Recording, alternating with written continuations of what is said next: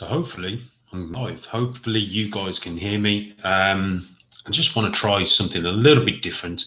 And what I want to try and do is, let me just check the sound, make sure everything's all okay. Testing, testing, 1, 2. Yeah, we're on. So basically, I just want to try a little something different. So I was meant to be doing this with Chris from Dead Mouse, and unfortunately, Chris is nowhere to be seen. So no doubt we'll check in again with him on his channel soon. So what I want to do is just kind of interact with you guys and just basically talk about what's been going on within the reptile community or within the ball python community in the last sort of week or two. So the first thing we're going to do is we're going to talk about, let me just grab some information up on my phone.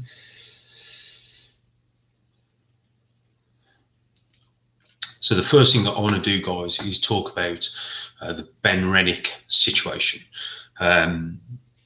So Ben Rennick, for those who don't know, and I presume everyone does know, was unfortunately shot and killed at his facility. And for me, I believe that happened on the Thursday because literally 2 days prior to that, I was speaking to Ben about some combos. So it was really difficult for me to get my head around that the guy I was talking to literally 2 days ago was now dead and he got shot. And for years and years, well, I say years and years, couple of years or a year or even sort of after the event, easily up to 12 months, no one could figure out why it happened or how it happened or what might have gone on. Because Ben was a truly, truly great guy. Real pleasant, great to talk to, had a lot of time for you. And certainly I never brought anything off Ben. But before that, he used to sort of, if I asked him a question on an email, he used to answer. So for me, Ben was really, really helpful, good for the community. And he certainly showed his passion for reptiles.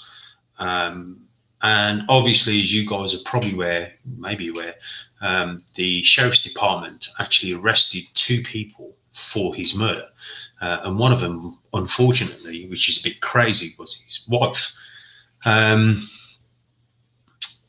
rumor has it that Ben was going to leave his wife and she'd previously tried to poison him and that didn't work. So obviously she did this. So for me, it was such a shock. And what was crazy about it was at the end of this, as children who have now basically no parents because obviously they've lost their father and now they've lost their mother as well. And obviously the community, the reptile community, rallied together to try and help the family. You know, they did a GoFundMe page, people donated money, and I just couldn't get my head around hearing the news that she'd been arrested for it. Sad times, very sad times. And that's something that I just wanted to get out. And I didn't really want to put it in a video. So I thought, you know, let's go live. I thought about going live quite a few times before Christmas, but just not at the time. So this is something that I just wanted to talk about really off the cuff. So yeah, it's really sort of sad and sad times. Like I said, you know, it's the children at the end of the day. The children have left with no parents. So hopefully they're in a good place and being looked after. So who knows? So with that being said, I just want to shoot across over to the comments, the people that are tuning in. Wow, there is a lot of people tuning in. Andy Ward, good evening. Dan, how's it going, dude? Balls of Paradise, good evening. Hope everyone is well. I'm not sure if you guys can see the chat, but this is very new to me. So please put some comments down below. Let me know what you feel, if you can hear me okay, if you can see me okay. So Le Balls hollering, what's happening? Taylor, what's up? Let's see, Peter, Peter Farmer, how you doing, dude? Bulls and Strikes, Pythons, the community really rallied together. Yeah, we did, mate. I remember that as well. Pear Tree Pythons, how you doing? Got the name right. So yeah, it was really bizarre, guys. Like I said, it was a horrible thing, and at least we now know that there are some. How can we say? There is going to be some sort of closure, let's say, with the people that have been arrested. So yeah. So yeah, thanks for the feedback, guys. Everything sounds well. Yeah, awesome, great. Royal Blue Reptiles, good evening. There's loads of people saying hello and good evening. Again, I'm not sure if you guys can see the chat or not, but yeah, good afternoon, everyone, or good evening. It is now currently 25 minutes past 10 in the UK, and it's soon for my bedtime. So I will be hitting the sack very shortly, but I just wanted to get on this and just sort of throw something out a little bit different. So I'm just going to go over a few random things that I saw in the internet, in the media side of things regarding a beautiful and wonderful hobby that we're in. And the one thing I want to talk about that was brought to my attention, let me just find out where it is. Okie dokie. Where are you? Here we go. So,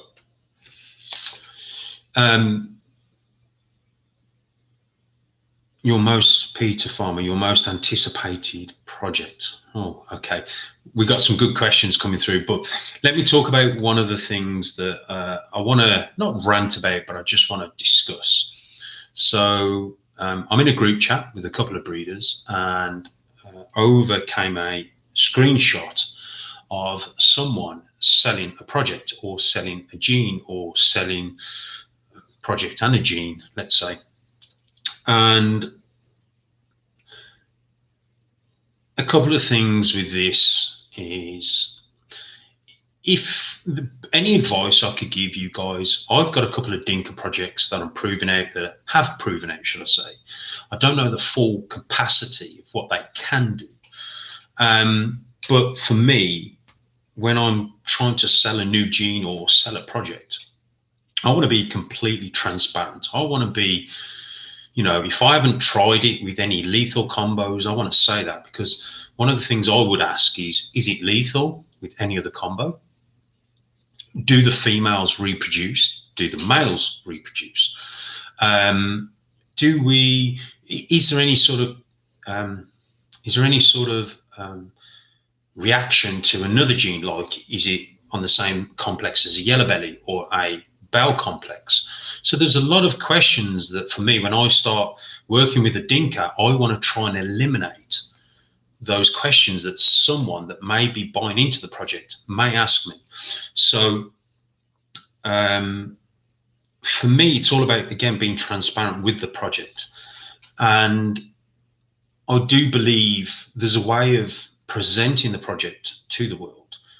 And for example, Roland over at Iris Reptiles, he obviously founded the Stranger gene. Now, with the Stranger, the way he did it was he released the females, and then anyone that brought the female the next season was able to get an option of buying the male or a male. It was a great way to manage a project and bring a new gene to the market. And what Roland did was show us some exciting combos. Now, it was still relatively early in the project when Roland was selling some of those animals. But for me, I feel he did do it in the right way. Taylor, what gene are we talking about? I'm not going to name the gene because I don't want it to seem like I'm pointing a gun at this person or sort of aiming my finger or pointing my finger at this isn't the way to do things. But what I'm trying to say, for those people who are coming into the hobby, There is ways and means of presenting yourself, because you're not just selling a gene or a project, you're selling yourself as a breeder, and you need to come across in the right way. You need to be, you need to offer that customer service. If I buy an animal from Justin or Ozzy, I'm going to pay more money because I'm buying from two of the best breeders in the world, or from Mark Mendek. But I'm not only paying for that animal, I'm paying for the lineage and I'm paying for the breeder. When you have got someone who's trying to offer a project for £20,000, and that person who's working with that project or owns that project is trying to push that price plan, it's a big ask. And if you're going to do that, you need to have some sort of credibility. You need to have some sort of foundation with the gene for you to be able to sort of want to charge that sort of money. So if you are working with a Dinka project, if you are working with a new gene that you feel is exciting and fantastic, my advice to you would be get on social media, show people what it can do, be transparent with the gene, get people excited, learn the gene yourself. Is it a co-dominant or is it a recessive? Is it something that's going to work well with other combos, like the GHI works really well with Mojave, all that sort of good stuff, show people, get people excited. Don't just drop a gene and show one or two combos and go, right, it's 20 grand. Because unfortunately, I don't believe it will happen. I don't believe, and again, this is something different. So the marketplace in the UK and in Europe is different to the States and Canada. Not necessarily in a bad way, just different. There's a lot of people in America and Canada who will spend $4,000 on a combo or on a gene. There's not many people in the UK who will do that. And there's nothing wrong with that. It's just sometimes people in the UK or in Europe would prefer to buy the ingredients and then try and hit that combo themselves instead of just paying $4 grand for that combo. So there's no real wrong or right way of doing things. It's just there's two different markets. And again, you've got to know your market and in the world of what you live in and where you live, because if you try and market yourself like an American breeder and you live in the UK, it's going to be hard times. And the same if you live in the States or in Canada and you try and market yourself as a UK breeder, you may be selling your animals a little bit too cheap, or you may not have the combos that people want.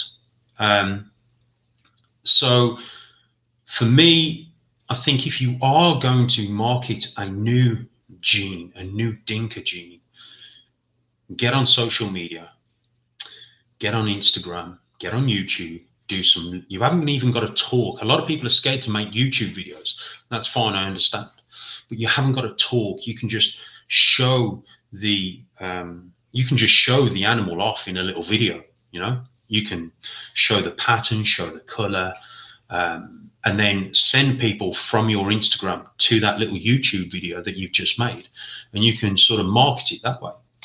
So if you're going to bring a new gene to the market, just think about how you're going to do it. Don't just offer a new gene up and just go, it's 20 grand.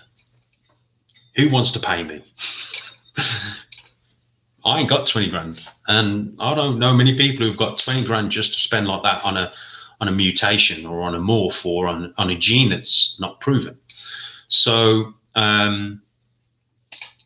that's something that I saw and I was a bit like, wow, that's a bit crazy. So let me know your thoughts. Let me know what you think. And again, guys, I'm not a negative sort of person. I just feel that if we can't talk to each other and discuss things on a even level, I'm not attacking anyone. I'm just talking on a level. I'm just putting it out there because, believe it or not, some people may come across wrong. So I love constructive criticism. If I'm doing something on a video and people don't like it, listen, tell me. You know, I can't please everyone, and it is my channel. And I suppose if no one likes it, or if people don't like it, then they can unsubscribe. But I do like to try and make the videos interesting. So we're all different. We can all do different things. And like I said, constructive criticism is the key. LKB Python's honesty is key, brother. Yeah, I totally agree. Honesty is the key when it comes down to the projects. We've all been burned with stuff like the desert gene, and that's not desert ghost, that's the desert gene, the caramel, you know, buying hets that weren't really het, you know, all that sort of stuff. You know, we've kind of been sort of, what's the word? We've kind of been misled prior. So for me, I'm very cautious of now buying into new genes or new projects. I want to see what it can do. I want to see if we're going to come across these issues and then people turn around and go, oh yeah, by the way, the female doesn't reproduce. What? Well, you didn't say that when I spent 20 grand, you know? So for me, like I said, you know, I've got a few dinkers and I've let a few dinkers go, and a few people have got those dinkers, and I'm very transparent, and I'll always communicate with them, whether it be via social media or whether it be over text messages. You know, they send me a message saying, hi Gav, you know, how are you getting on with this gene? What's happening with that gene? So I always try and let them know. And for me as well, I would love, if I did prove something out to be spectacular, that these people who have been with me from day one with the project have a little bit of payback from it, let's say. But until that day, it's an average gene. I've proven it genetic, and I'm really excited because I'm working with it because I believe in it. And those people who have brought from me, you know, into those projects, they're excited as well. There is, you know, they've not wasted 10, 20 grand on an animal that may not breed or may not, you know, produce viable eggs. They're excited because they're in the project, you know. And if it proves out to be the next big thing and there's plenty of money in that project, I'm happy to share that wealth with that person because they've come with me through from the beginning to the present day where it's worth that big money. So that's my little take on that. Like I said, it's not a rant or a knock at anyone. I just feel that if you are going to work with a new gene, if you want to bring a new gene to the market, think about it first. Don't think about the money. Think about how you're going to get someone excited about that project as much as you are. So let's have a look at some of the comments. So we've got Max Morphs in the house. Max Morphs, how you doing? Good to see you, brother. Dustin, I share that same opinion. I would prefer making my own over paying 20 grand. Would be more enjoyable, at least. Yeah, and that's another thing. So we can talk about time. So, for example, if I wanted to hatch a leopard clown male because I need it for my breeding project, and I did the pairings and I didn't hit a leopard clown male, it's not the end of the world because I could sell the offspring and go and buy a leopard clown male. So what some people would do is think, oh, I didn't hit it, I'll try again next year. Perfectly fine, not a problem. But that's another year gone. That's another year down the line that you've sort of wasted. So what you're actually doing is buying time. So sometimes if you do try and make the combo, it doesn't matter if you don't hit it. It just means next time, if you want to go for that pairing again next year, that's cool. But don't just think within the box. Think outside the box. Think about where you're going to go with your projects. So sometimes making the combination, you actually hit animals that you didn't think that you would hit, or you don't think, because you're kind of thinking of the maximum you could hit or what you want to hit.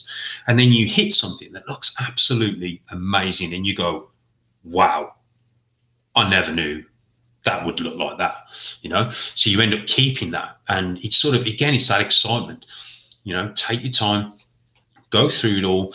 By all means, if you do want to buy an animal because you didn't hit it, that's fine.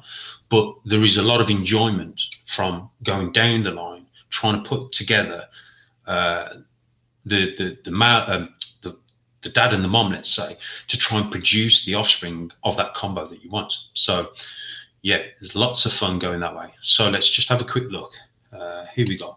So we've got Royal Morphs UK in the house. How you doing, dude? New Mexico Royals. What's happening? Who else have we got?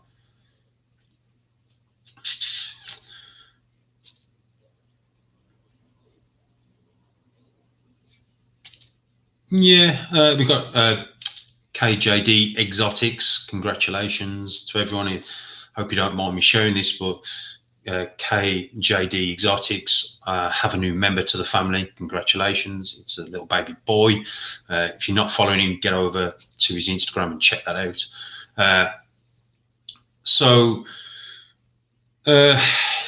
Yeah, there's just a few things, like I said, I just thought we'll try a bit of a live stream, see how it goes, see what people, how they're talking about. How's it doing, Luke? You okay?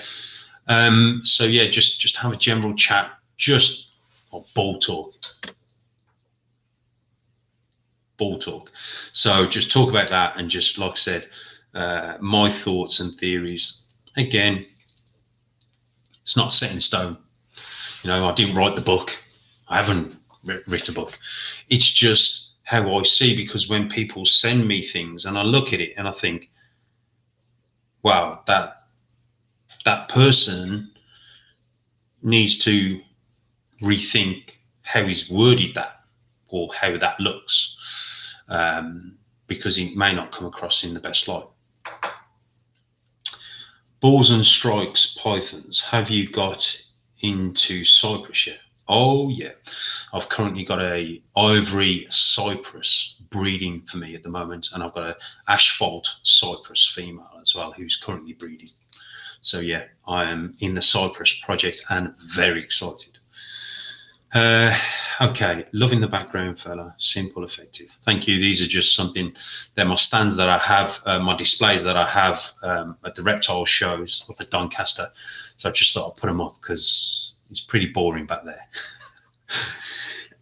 Excuse me. Are you working with the bongo at all? No, I'm not working with the bongo. I'm not going to lie, I looked at some combos. Ozzy's got some beautiful combos with the bongo gene in there. That I thought, yeah, I love that. Ozzy gets my juices flowing, let's just say that. And I mean that in a good way. He just creates some crazy stuff. Asphalt cypress. Wow, cypress freeways could be amazing. Haven't seen one yet.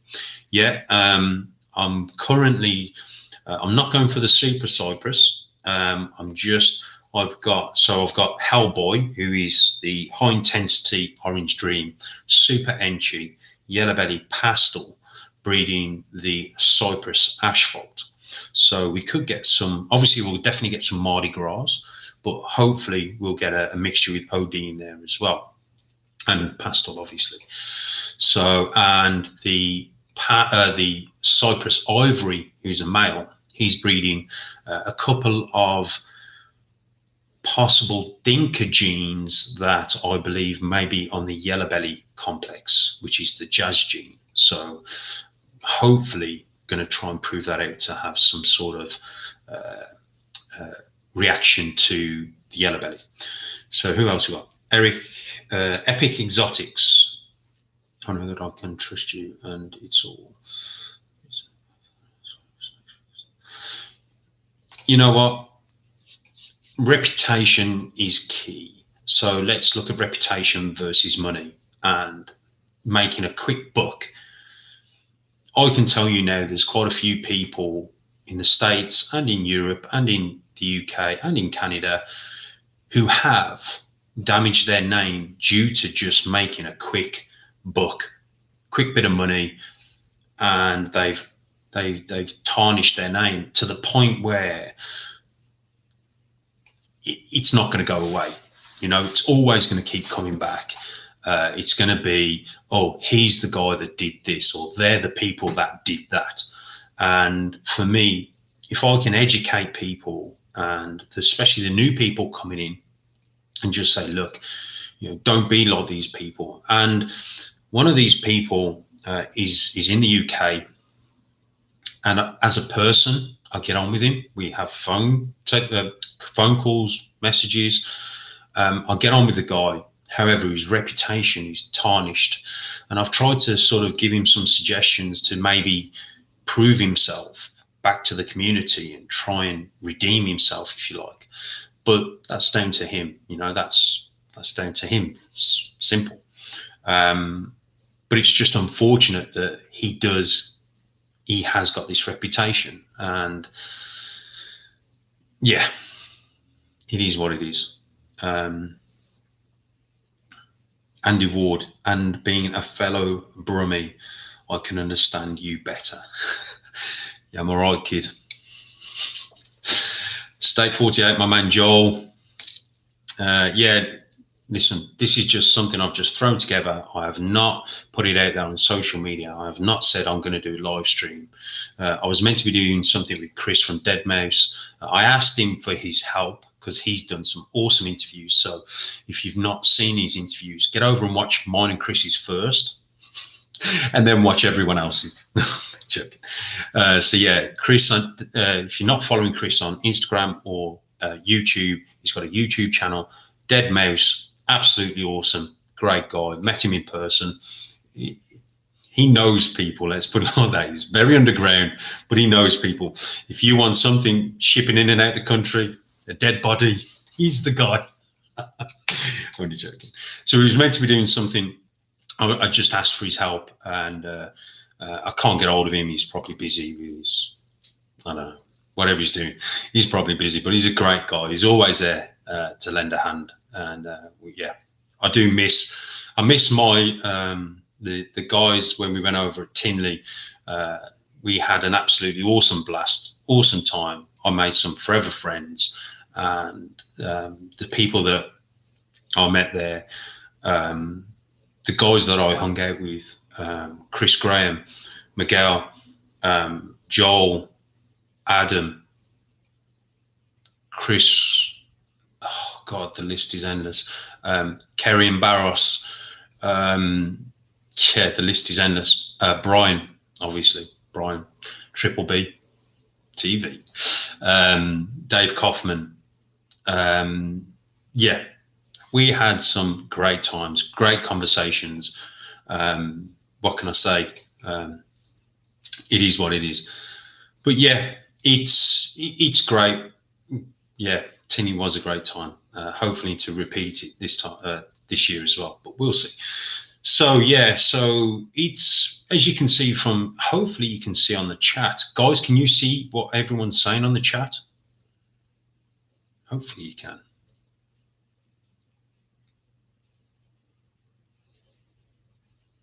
Yes, brilliant. Okay. So as you can see from the chat, the community, you guys, even though probably you've never met, you feel like you know each other and you chat all the time. And whether that's come through my channel or someone else's channel or whatever, this hobby has brought us all together. And this hobby is, I think, even though it can bring out the worst in us sometimes, I think it brings out more good than bad. And that's what it's about, being positive, and helping people and showing people the way forward. Ridiculous Reptiles. How's it going, dude? Who else have we got going on? Royal Blue Reptiles. We've got Luke. We've got Andy. We've got Dusty. LKB Pythons. James. Yeah.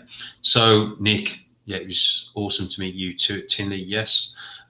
So again, as you can see by the boards, we've got some awesome people in this hobby. Graham, welcome. And again, it's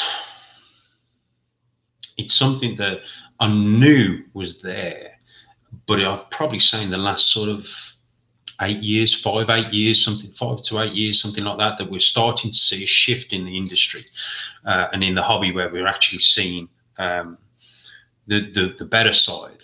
You know, we're seeing the better side.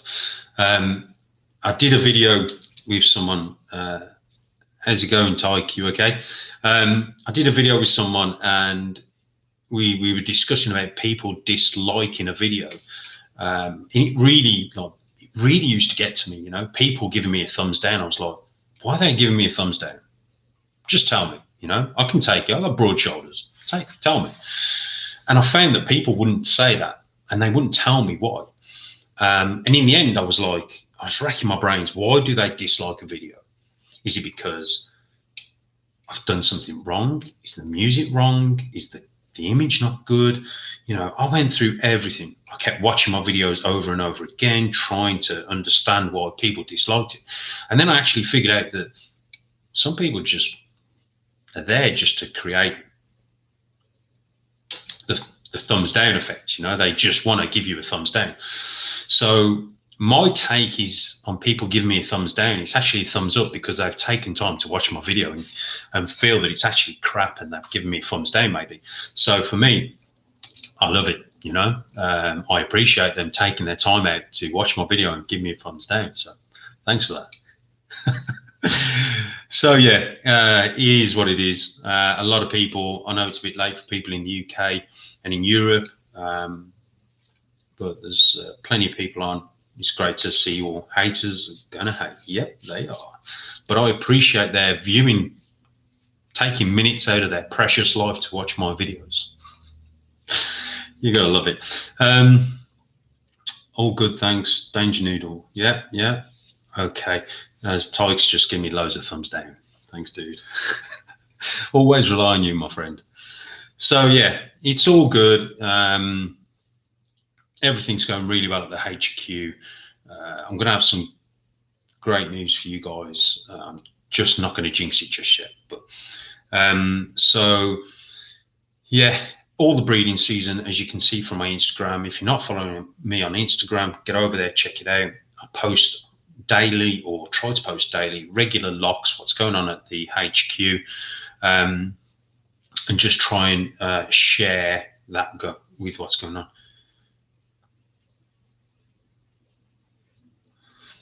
Thanks, Stan. Yeah, I totally agree.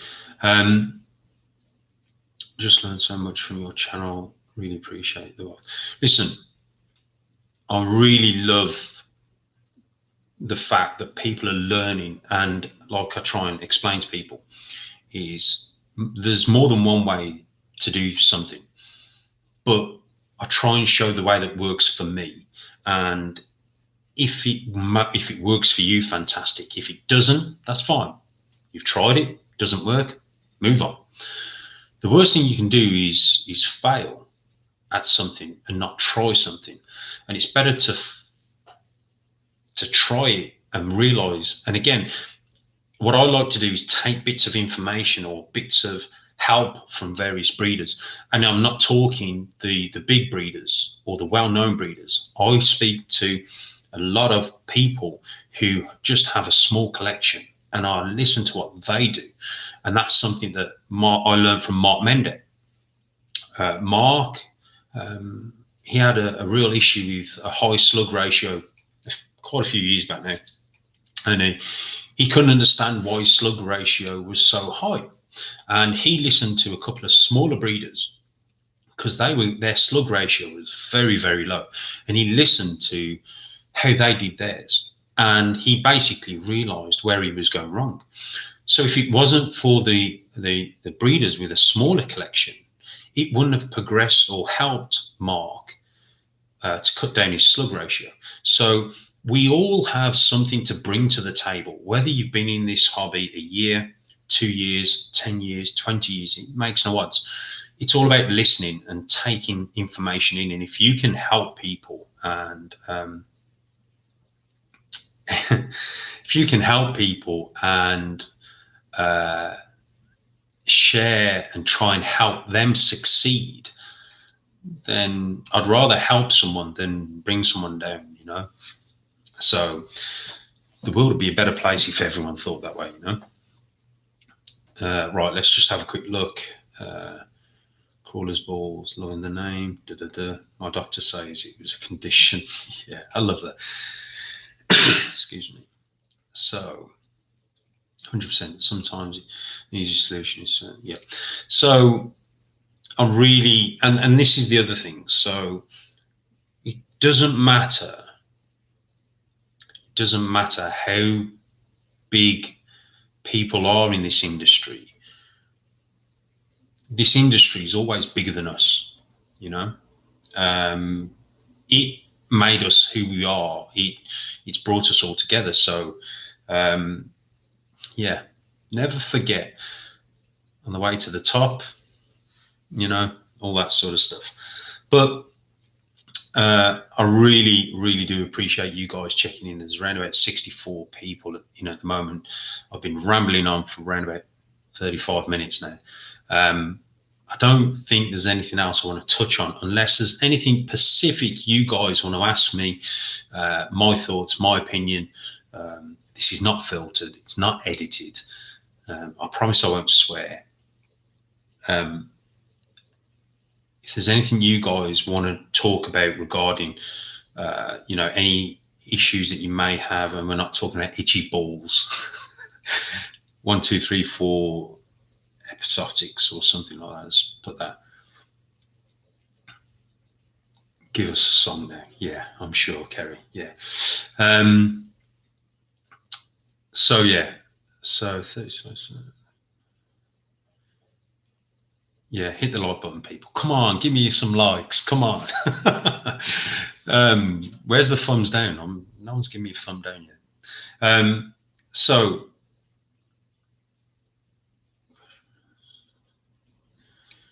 okay, done. Okay, right. So, smash that like button. Yeah, do it. Is this going to be a regular thing? I don't know. This is a little bit of, I know I've said before, this is my channel. If you don't like it, do one.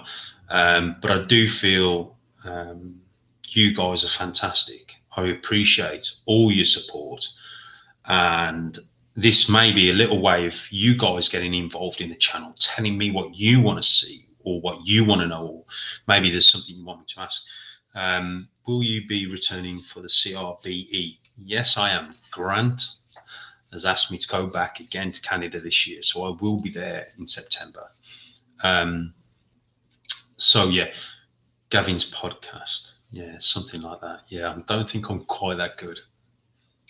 Maybe got a face for radio, But yeah, so sharing that information, helping people, and it doesn't matter, again, how big you are or how small you are.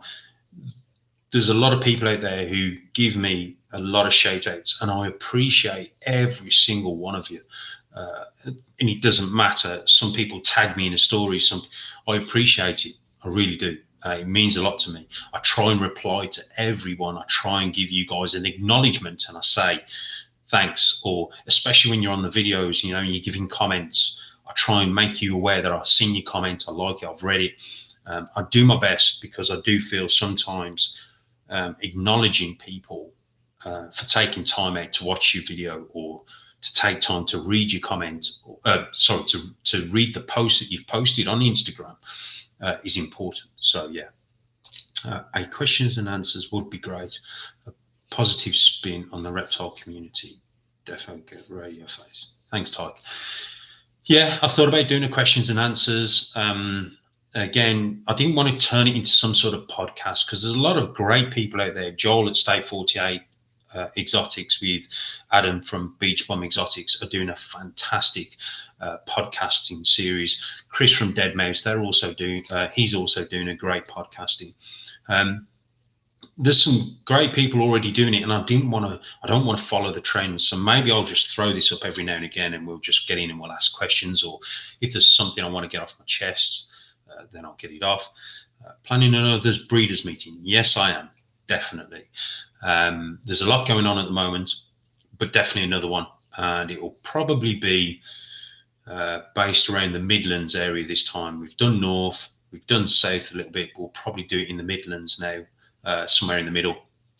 So we'll see how that goes. Your thoughts on joint projects with people? Okay, LKB Pythons has just put your thoughts on joint projects with people. It's a great question. So my thoughts with that is you need to be clear from the start. You need to be clear. I do have a few joint projects with people. You need to be clear from the start your objective.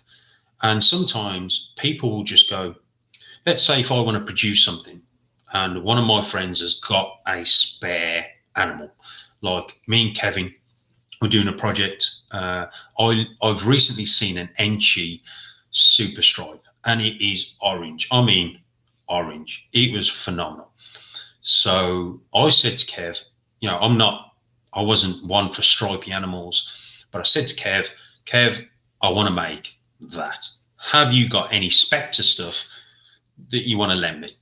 And he said, yeah, I've got a leopard Spectre. She's doing nothing. If you want to use it, use it. Fantastic. Great. So now that leopard Spectre is breeding Hellboy, which is, again, the high intensity line OD, super Enchi, yellow belly pastel. He's breeding a Spectre leopard.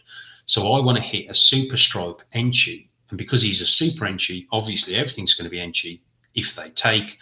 And we're going to get a good mix. So I think you've got to be clear from the start. I think you've got to be clear on how you're going to divide the clutch. So in other words, if you're going to split the clutch 50-50, if you're going to, if there's a certain combo. So sometimes I've done it with my friend, Alan, good friend, my little brother. I need to give him a mention. My little brother, Alan, from No Limit Morphs. Get over and give him a follow. So there's been a couple of times me and him have done a joint pairing and we've just said, well, I just want that. You can have the rest. And that's because we trust each other. There's only a couple of things I want, or there's one thing maybe that I want, or there's a couple of things they want. It's all about trust. It's all about getting that from the start on the understanding. So joint projects can absolutely be fantastic, but it can also be a way to destroy a friendship. And I think you've just got to be careful with the people, and the people you need to do it with are those people who you're rock solid with, then I think it can prove out to be really productive. So just looking back, so we've got Midlands meeting, yes, Wolverhampton, big up Wolves. I'm a Brummie, I'm a Peaky Blinder. So yeah, DEA Exotics, how you doing? Again, and is it also a trust thing from Tyke? Yeah, of course it's a trust thing. Me and Tyke have got a little project going on. I sold him an animal that I wish I never, but he twisted my arm and got it off me, and he's absolutely awesome. And we're doing a joint project together. Great guy, love that guy. If you're not following him on Instagram, get over and follow Tyke. Mutant Morphs. How's it going, Rich? Evening, Gab just joined, and just want to say, looking forward to this year's pairings from some more quality babies. Yeah, thanks, mate. Thanks for all your support. Do you think Brexit will make the UK Royal Python market stronger? Great question, John. So Brexit, for those people who don't know, the UK is trying to come away from the whole European kind of thing, and I'm not a politician, so I'm not going to get into it. I just think on a logical basis. If you look how much work is generated from producing or making reptile products, or there's people, there's couriers, there's manufacturers, there's sellers, there's sales reps, there's companies, there's distribution. There's got to be some sort of deal. And I do believe, and I'm not going to go crazy with this whole political thing, I do believe we'll be okay. There's a lot of talk and fear.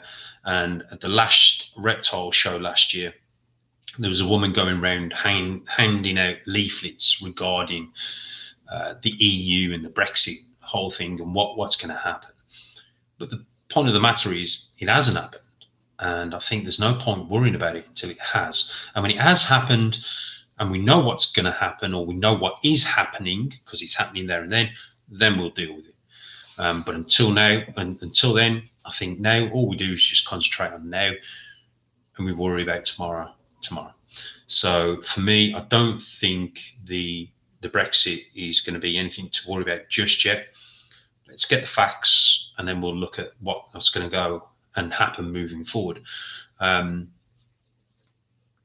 going to lose a lot of people through unemployment if we don't do this correctly. And unfortunately, I believe now it's like shutting the gate after the horse has bolted. It's a bit too late. So anyway, that's my politics done. Wonder how much Brexit will affect the shows as well as not just the trading. Yeah, of course. Listen, the one thing I will say, and this is dead important, guys, is how we put ourselves across on social media is how the world sees us. We have a responsibility to show the outside people who are not in this hobby that we have a sense of duty and a sense of care, and we are good people, and we're not in it for the money, blase. We also look after the animals. And you've got to understand, a lot of people who look at us, they sort of look and go, oh, they're keeping animals in small tubs or in small boxes or in small trays. Yeah, that's because this species of animal that we work with actually live underground. So what we need to do is educate those people who don't understand about our species that we work with. And it's like me, I would never tell a boa guy or a reticulated python guy how to keep their animals. They're a specialist. They specialize in producing and keeping those animals. And that's something. So if our animals weren't happy, they wouldn't feed, they wouldn't breed. So we do have a duty of care. I would be more worried about not so much the Brexit. I would be more worried about the animal rights activists who want to take away our whole rights from owning animals, full stop. They don't want us to own animals, full stop. And the more we show them live feeding, this, that, and the other, the more we bring to the surface the negative side of our hobby. Someone sent me a picture the other day, and it was an article or a picture, and it was to do with this family that had left these animals in the house to rot, and because of it, a snake is an exotic animal. Because of it, they'd left snakes. They've left snakes as well, and they've left these snakes in tubs to rot and die. But there wasn't just snakes. There was other animals. There was animal feces all over the children's bedroom and all over the beds. If I were to do a rant about that on YouTube or on Instagram, because I've got quite a lot of followings, it would bring that to the limelight. And all it would take is one news reporter to run with that even more so. And then all of a sudden, we've got people looking at us and going, oh, look at all these breeders in the UK that we didn't know about, or we weren't realising, or this, that, and the other. They're keeping animals in these tubs. So for me, I'd rather not bring it to the attention, and I'd rather not post it and go, you know what, it's sad, it's very sad, but I'd be more concerned, about the children of this family as opposed to the animals. The animals, don't get me wrong, I'm an animal guy through and through, but there's children involved. So the children for me were the concern.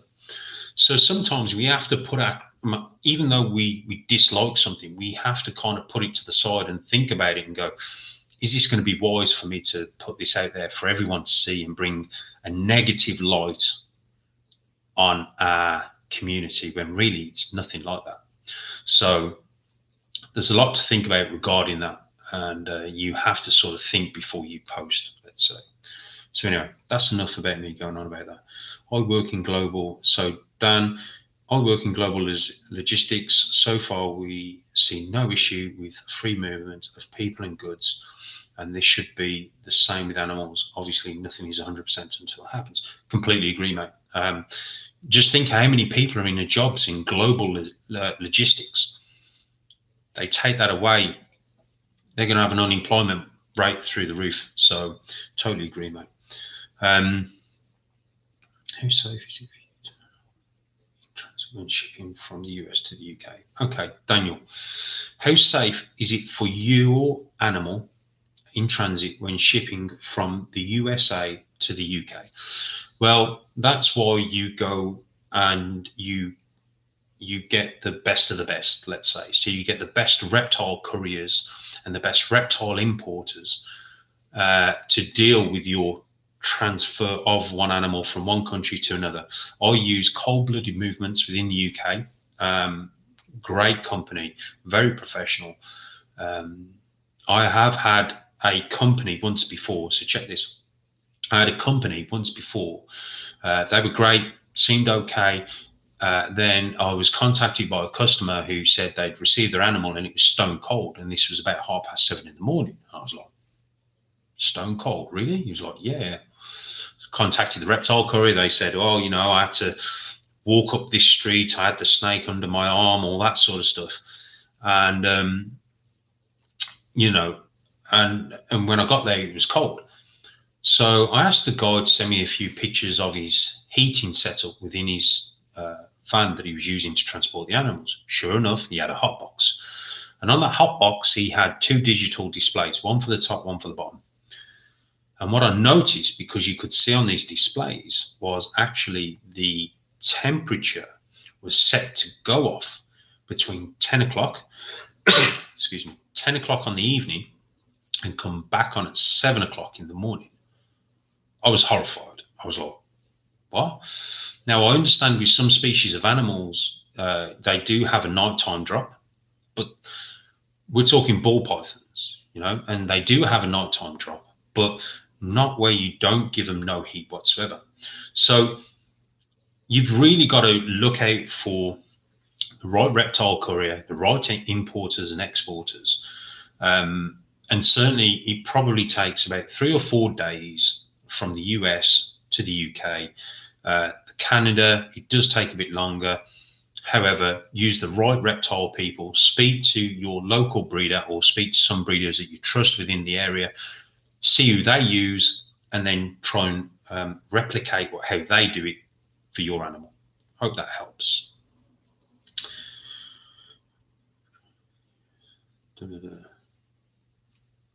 Well, there's loads of discussion regarding trading and the EU and all that sort of stuff. So it's fantastic. And again, guys, this is what I love. It's just open, talking people, just talking. You're not bashing each other. You're not attacking each other. We're just talking. That's fantastic. Is that Simon Ling's company, Cold Blooded Movements? Yes, it is. It is Simon's company. Did the animal make it alive? Yes, the animal made it alive. It was perfectly healthy, no problems. And that's another thing. Ball pythons can actually deal with a temperature drop. So cold-blooded animals, and I'm going to tell you as it is, can withstand a temperature drop. The one thing they can't withstand is a fluctuation between hot, cold, hot, cold, hot, cold. And what it actually is it's stress. You do not want to stress that animal out. If that animal gets stressed, then unfortunately you will receive an RI. Their immune system will drop and they will receive an RI or some sort of virus. Keep them stress-free, healthy, immune system stays high, a bit like us, and you won't have any issues.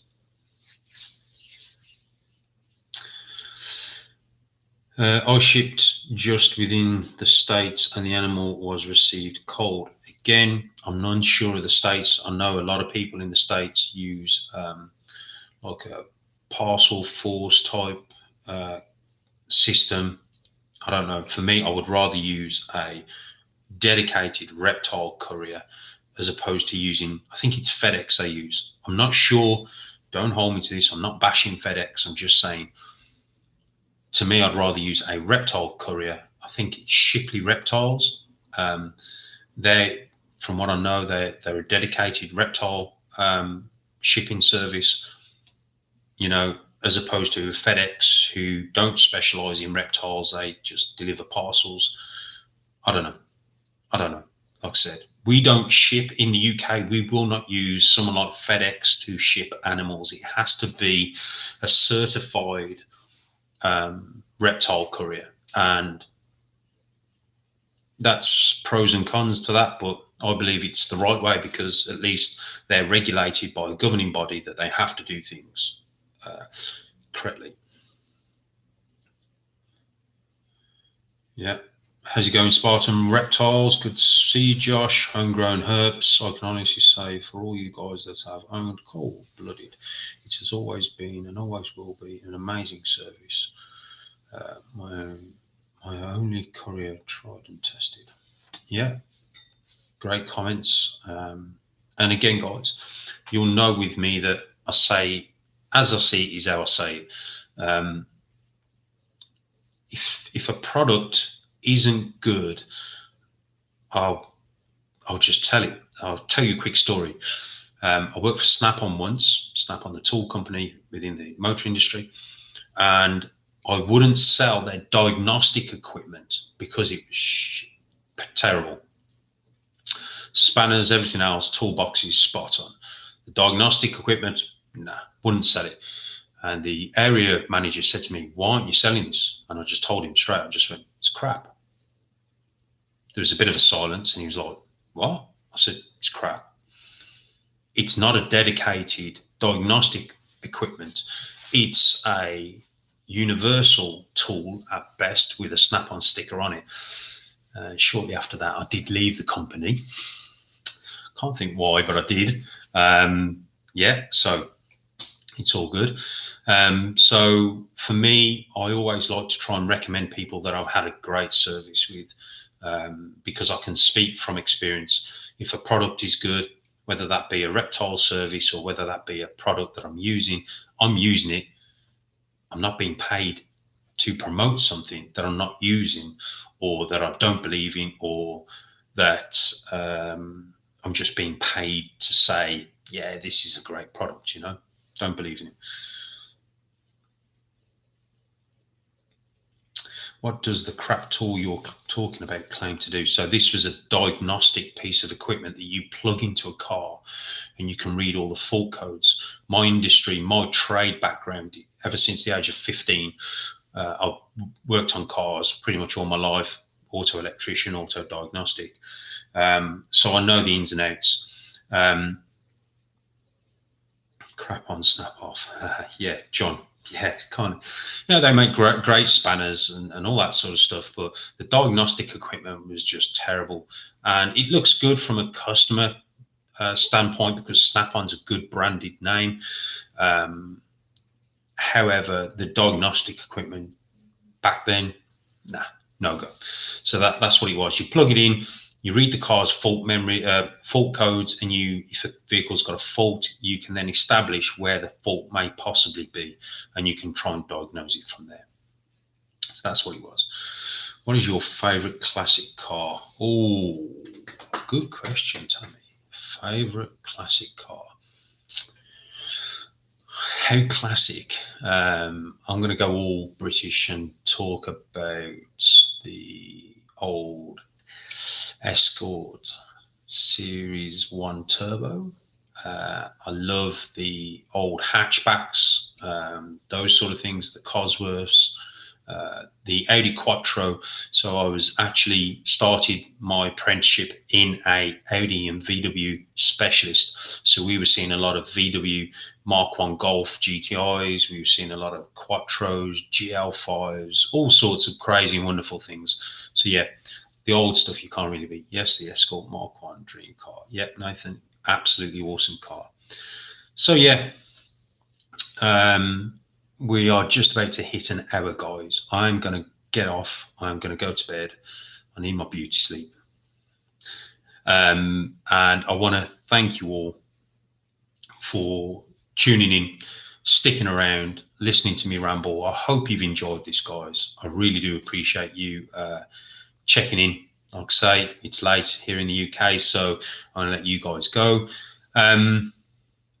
Again, hit me up on Instagram, hit me up on YouTube, leave some comments in the comment box below. Let me know your thoughts. Is this something you want to see more of? Just chatting about stuff, because the whole idea of this was just about talking about what I've seen through the week, letting you know my thoughts, getting your thoughts, any feedback regarding videos. That's what it's all about. So for now, guys, I'm going to sign off. I wish you all some great sleep. I wish you all the best. Thanks for tuning in. Thanks for all your support, guys. And I love and respect you all. Take care. And I'll see you guys in the next one.